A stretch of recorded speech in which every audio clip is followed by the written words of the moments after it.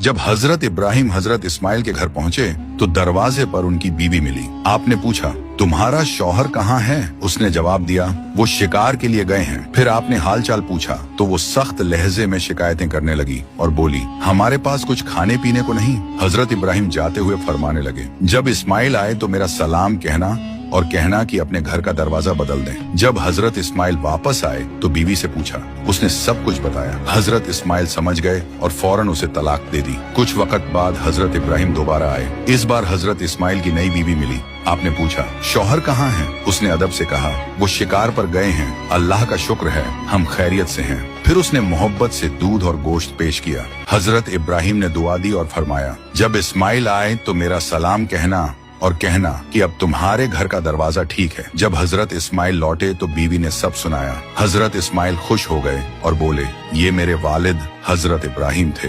यही वो वक्त था जब मकाम इब्राहिम की निशानी बाकी रह गई, जहां आपने खड़े होकर बैतुल्लाह तामीर किया और लोगों को हज की दावत दी।